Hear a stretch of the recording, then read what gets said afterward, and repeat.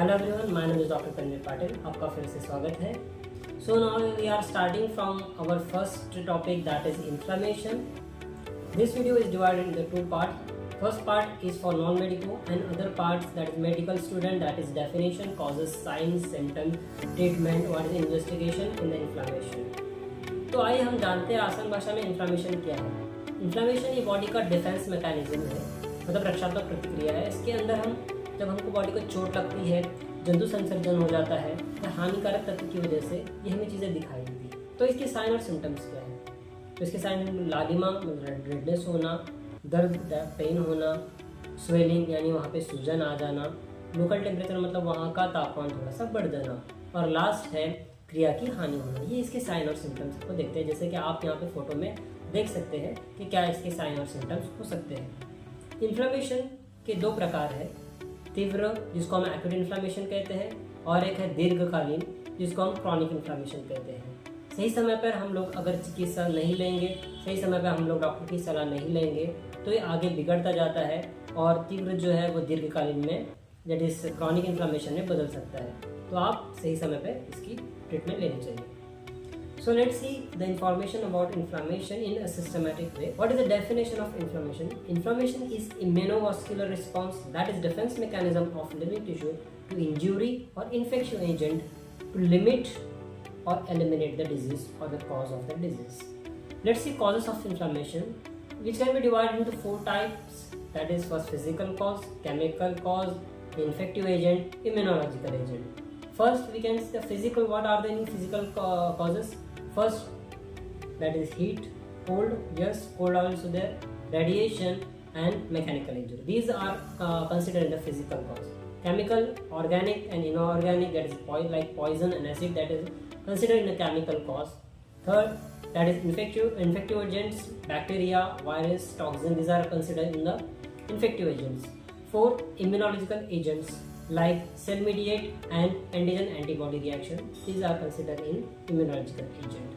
Let's see sign symptom of the inflammation. As everyone know, the cardinal sign and symptom of inflammation, that is rubor, tumor, calor and dolor, and the fifth add, that is a loss of sensation. What is rubor, calor? Let's see. Rubor means redness, calor means increase in local temperature, tumor means swelling, dolor means pain, and fifth, that is loss of sensation. These are the cardinal signs and symptoms of the inflammation. What is pathophysiology of inflammation? In a simple way, it occurs by increase in vasodilation, increase in permeability, and migration of the monocytes, neutrophils, and macrophages to the local area. There are two chemical mediators which causes the vasodilation, increase in permeability, and other causes. These are first cell-derived chemical mediators and other plasma-derived chemical mediators. What is a chemical derived mediators? I remember this thing from the mnemonics, that is wall pressure control. VAL, wall pressure, pressure control P and C. You can see in this image, V for vasoactive amines, A for arachidonic acid, L for lysosomal agent. From pressure, that is a P. P is for platelet aggregating factors, and last, that is a control, C for control, that is C for cytokines. What is vasoactive amine? These are the histamine and the serotonin, which causes the vasodilation and increase in permeability, and also called itching and pain. What is arachidonic acid? It forms the prostaglandin, which causes increase in permeability, vasodilation, and cause pain. What is the lysosomal agents? These are the monocytes and the neutrophils. Platelet activating agents, these are which causes also the vasodilation, increase in permeability of the cell. For cytokines, which contain the interleukins and the tumor necrotic factors. These are the cell-derived chemical mediators. Second is plasma-derived chemical mediators. It contain the kinins, example bradykinins, which causes the increase in permeability, vascularity, and also cause pain. Second, coagulation factors. It causes the coagulation and limit the disease. Third one is a fibrinolytic system, which causes the breakdown of the clots. There are two types of inflammation, that is acute inflammation and the chronic inflammation. Acute inflammation is short duration, that up to the few days and followed by repairs. What is a chronic inflammation? It is a long duration due to the infective pathology, and it's maybe up to months to year. Let's see Which investigation we can do in the inflammation? First, we check CBC report, that is a complete blood count, in which we can see there is increase in WBC count, that is called as a leukocytosis due to the infection. And the second, that is ESR, erythrosedimentation rate, which is a marker of inflammation, which is increase in the inflammation. And the third is CRP, that is C-reactive protein, CRP, which is also increasing in acute and also chronic inflammation. And other test, that is a culture sensitivity test, which we know what is the agent in this and how can we start the treatment. In imaging investigation, we can do X-ray if it is related to the bone, that is a fracture or osteomyelitis. Second, we can do CT or MRI. From the CT and MRI, we can find that is a size, extension and the organ damage due to the inflammation. And also we can do endoscopy with biopsy in GI tract inflammation, that is gastrointestinal inflammation. What is a management of the inflammation? The goal of this treatment is to resolve, to control and prevent the complication of the disease.